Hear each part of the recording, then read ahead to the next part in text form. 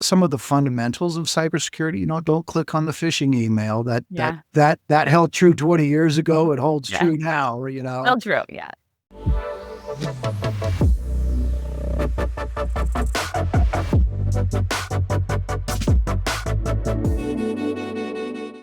Welcome to Speed Data, quick conversations with cybersecurity leaders. I'm your host, Megan Garza. I'm excited to chat today with Hal Wing, the manager of cybersecurity for Centuri Group, an infrastructure services company that helps power millions of homes and businesses across the United States and Canada. Welcome to the show, Hal. Thank you. Hal's skill set includes compliance program development for regulations such as PCI, SOX, and HIPAA, and he's well-versed in business information and technology. Hal also has impressive military chops, skilled in electronic warfare operations, and can speak English, Russian, and Thai. Very cool. It's been a while, but yeah, I enjoyed my time in the military immensely. I learned a lot.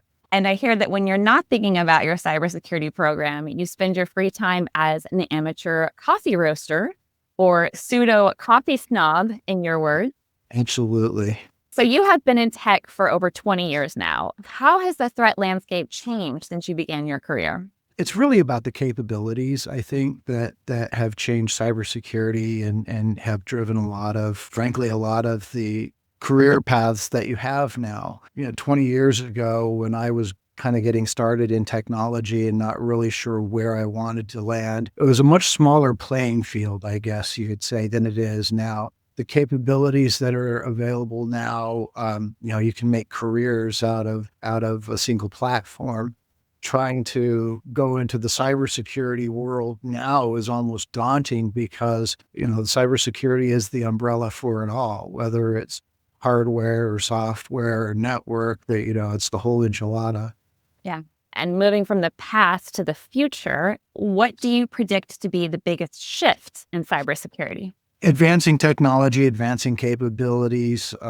You look at things like quantum computing, you look at AI. I mean, AI is already kind of changing the landscape and we're just early in the adoption. As with any new platform, any new capability, we're still figuring out all the wonderful things that we can do with it, right? And how we can apply this to make our lives better and the lives of those around us better. Unfortunately, not everybody is so altruistic. And so you will also have that group of individuals who leverage that technology to more nefarious terms. And what do you think is the most important thing to remember when working in cybersecurity? Cybersecurity is a team sport, right?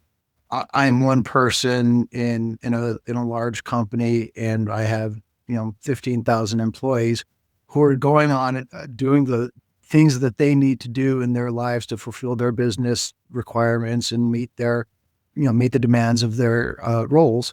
And it's varying levels of technical capability and technological understanding. My industry is a construction industry. And so, we've got folks who don't spend their time like I do on a laptop, right? And so even those folks, though, need to be aware of some of the fundamentals of cybersecurity. Don't click on the phishing email. That held true 20 years ago. It holds true now. Well, true. Yeah. So it is a team sport, and as a cybersecurity practitioner, you need to be working as kind of holistically in the business as you can.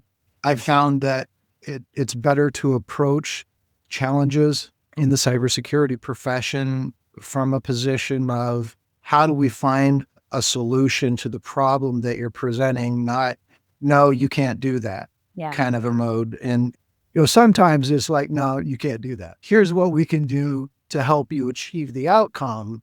Just maybe it's not what you're trying to do is wrong. It's the way you're trying to do it. And so building a team that is willing to engage you to look for solutions rather than avoid you and come up with a solution on their own that may or may not be secure. You want to foster that engagement as a cybersecurity professional.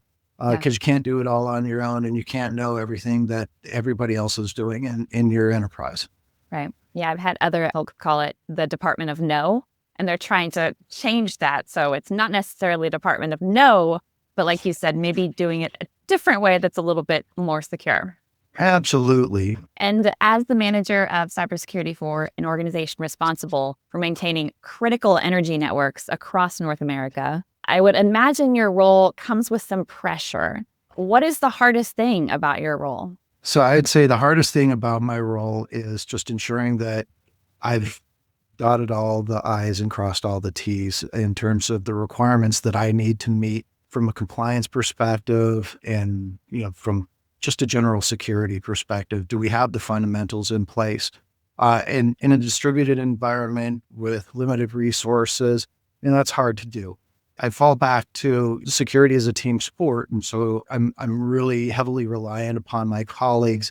And so culture is really important. And if your organization is one that fundamentally operates out of transparency and willingness to collaborate and corroborate, then, you're in a really good position. So for me personally, I'm in a really good position. Not everybody enjoys that, has the benefit of that. And I wish everybody the best to be able to find that in their lives. I like to lean into some of the challenges and embrace those areas where, maybe I don't have all the answers, because there's always new stuff, right? There's always new technology. There are new capabilities. There are new things coming down the road. And so while it is pressure, it is not negative pressure. It is a pressure to understand, a pressure to educate, to be educated, to learn, and to come up with a better mousetrap at the end.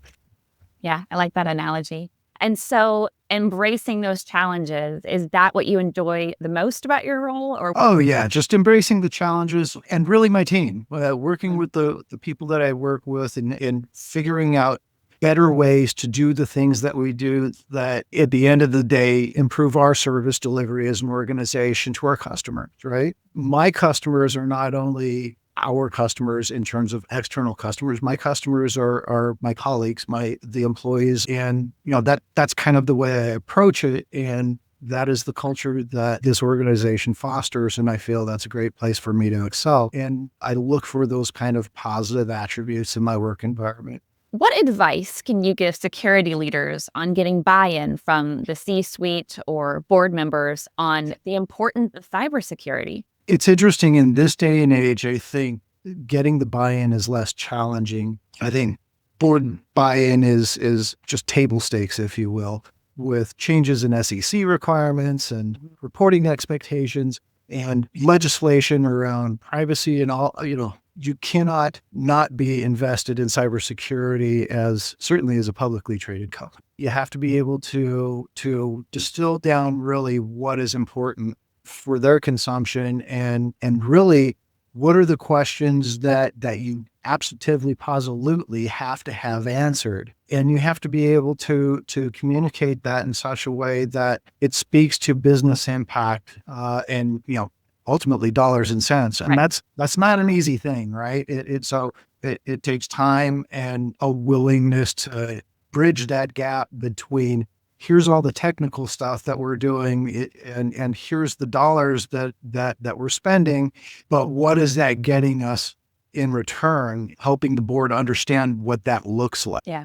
I like how you talked about you have to distill it down to what they would understand, which is how does this impact the business? How does this impact the bottom line? And what are the consequences if we don't do this? Yeah, and scaling it to business speak, we can sit and talk about firewalls and the need for, Nizuni to drives and blah, blah, blah. And, the eyes start glazing over. It's like, okay, I've totally done nobody any service here.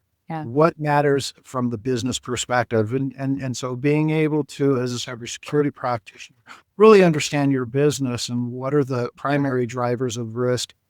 What are your key sources of revenue? What are the risks to that revenue? And how do you quantify that? It's challenging, but that's really where you're going to start getting champions for a cause that is security minded. Yep, I agree.